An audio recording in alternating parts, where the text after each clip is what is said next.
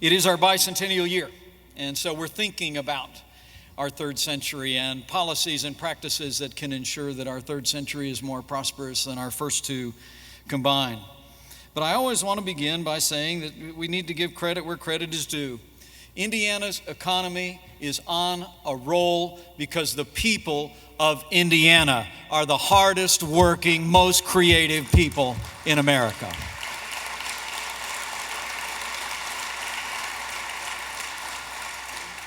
When you hear about the progress our state is making that Jim just recounted, just know the credit goes to all of you.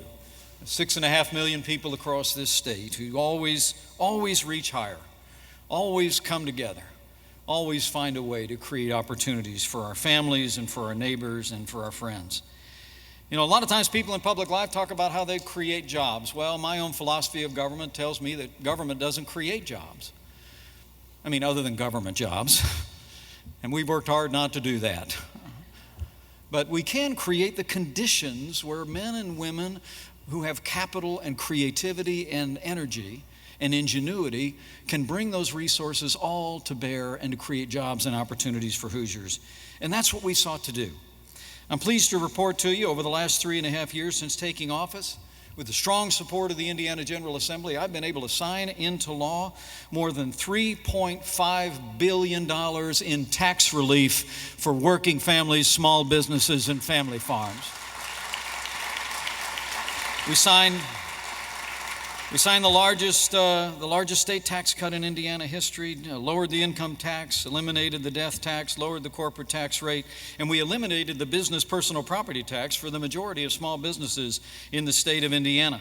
And because we have such a strong balance sheet, we were actually able to pay down a loan that we'd taken out from the federal government on unemployment insurance, and we literally saved employers, just like all of you in the room, more than $300 million in tax penalties this year alone. And we've done that.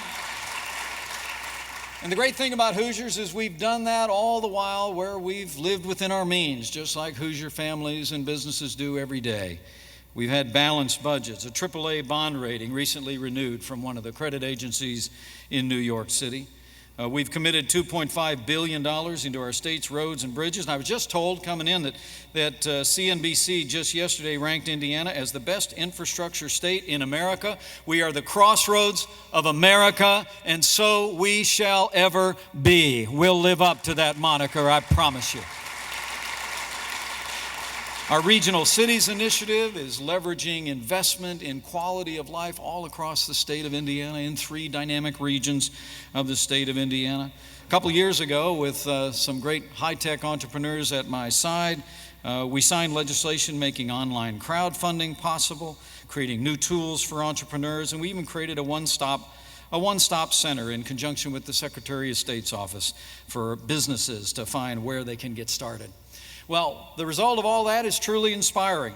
As Jim said, here in our bicentennial year, I'm pleased to report as your governor, we have more Hoosiers going to work than ever before in the 200-year history of the state of Indiana. Our labor force participation rates continue to outpace the national average. Our economy has added 150,000 net new jobs in the last 3.5 years. We've been named the best state in the Midwest, the 5th best state in the country for doing business by CEO Magazine, and we continue to be a backbone of manufacturing, agriculture, life sciences, and logistics, and increasingly in aviation and high tech. It truly is an exciting time in the life of our state. I am encouraged, but I am not content because we still have more work to do. But we have to look back a little bit, if we can, before we talk about where we need to go in our third century. It was about 100 years ago that Indiana was passing through what was called, and historians still call it to this day, a golden age of entrepreneurship in our state. Names like Colonel Eli Lilly, Madam C.J. Walker were synonymous with a state that knew how to make things, knew how to grow things, but also knew how to create things. And there was a season of decades where Indiana was synonymous with innovation and ingenuity. But while we have one of the strongest business environments and one of the strongest state economies in the country, we've got work to do. to revive that entrepreneurial spirit in the state of Indiana, because apart from the tremendous energy and ingenuity represented in this room, the truth of the matter is that according to Kauffman Foundation's index of startup activity, Indiana today currently ranks 44th in the country in startups. The same CNBC ranking I just bragged about actually said we're 26th in the country in innovation and technology. New businesses, frankly, are not starting in the Hoosier State as often as we want them to, and that's what brings us here today. And today I'm excited, truly excited. Maybe not as excited as Jim, but I'm very excited to announce the next step in building a state that works in a dynamic economy. Over the next decade, the state of Indiana will invest $1 billion in advanced innovation and entrepreneurship in this state.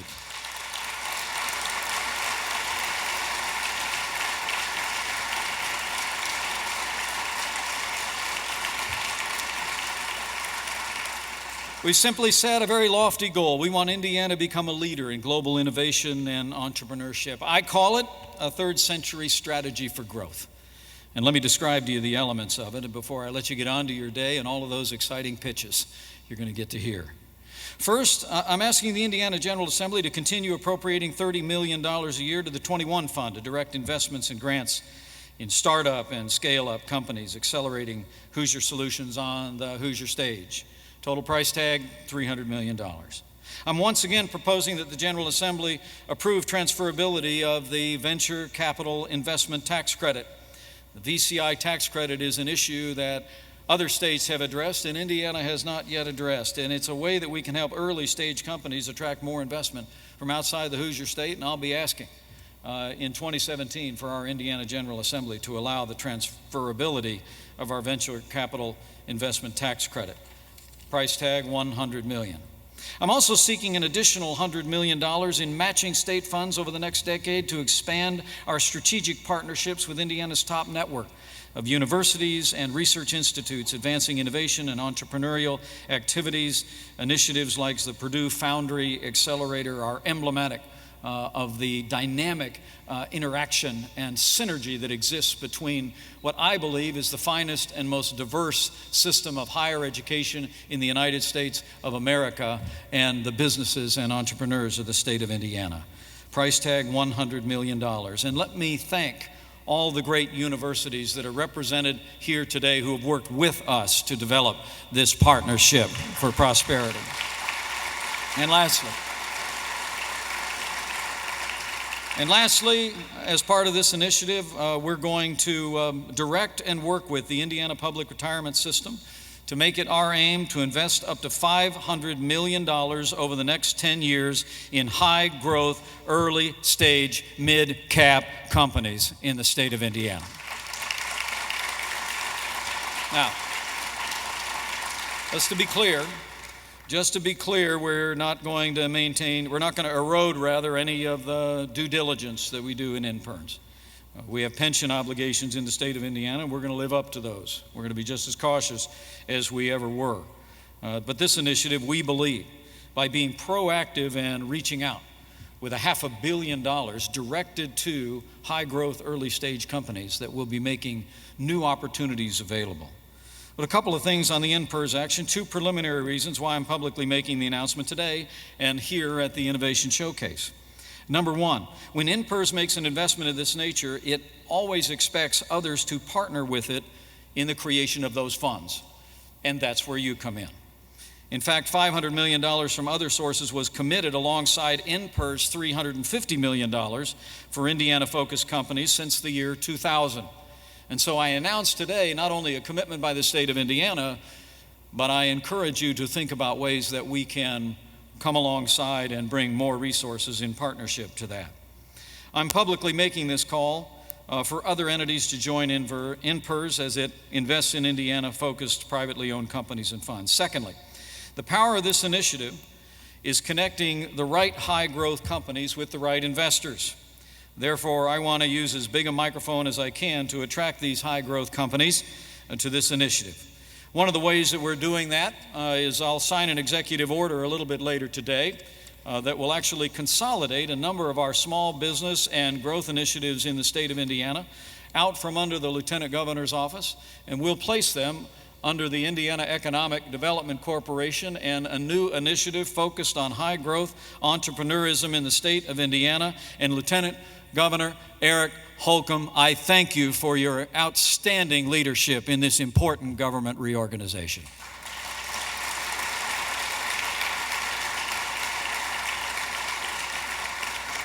We worked hand in glove over the last few months with my still kind of new Lieutenant Governor.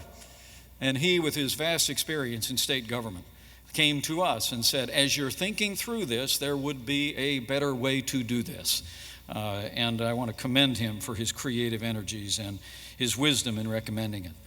So that's the vision. The truth of the matter is that this is an incredibly exciting initiative. If you're an innovator, you'll find additional resources throughout your region to grow your idea for business incubators, programs, and state universities. If you're an entrepreneur, you'll find increased support at all stages of developing your business. If you're a job creator, you'll find your inboxes filled with more compelling resumes and an increased demand from qualified, skilled workers. If you're a community or industry leader, you'll find support and matching grants to help spur investments and create vibrant communities and foster new ideas. If you're an investor, business leader, or a higher education official anywhere in the world, we'll be calling on you for your guidance, for your leadership, for your full partnership in our commitment to making the IN that represents the state of Indiana abbreviated synonymous with our state and synonymous with innovation and entrepreneurship in the heart of the heartland. So,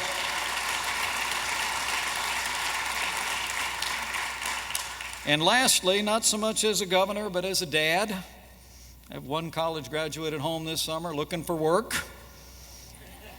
I have one in the service.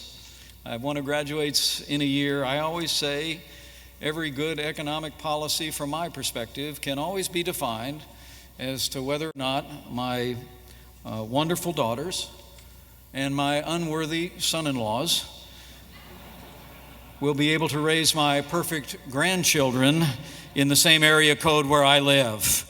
This is a strategy for growth. And the real winners today with this third century strategy are the hard-working people of Indiana today and tomorrow that will find more opportunities in our great state. So thank you for all you do. Thank you to everyone involved in the Innovation Showcase and Venture Club. Thank you for your wonderful examples. Our vision is very simple. It's a third century strategy for growth where Indiana in our third century will be known for all that we are strong for. We make things, we grow things, we move things. But once again, we will be known around America and around the world as a place where we invent things. The truth is, I want to see nothing short of, on this day, let us mark on the calendar, this is when the new golden age began. A new golden age for the good people of Indiana, where we'll find that next Colonel Eli Lilly. We'll find the next Madam C.J. Walker. We'll find the next Bill Cook. We'll find the next Scott Dorsey. We'll find those men and women who throughout our history have created the opportunities that have made Indiana simply the best state to start a business, grow a business, get a job, raise a family, and retire. So I want to thank the Venture Club. I want to thank all of our partners in public life, in universities, and of course all of the great entrepreneurs in the room. And here I'll close just with a prayer. Here in the state that works, let's build together a future that works on a foundation of creativity and innovation and entrepreneurship for every Hoosier and their children and grandchildren. Thank you very much. God bless you. It's wonderful to be with you today.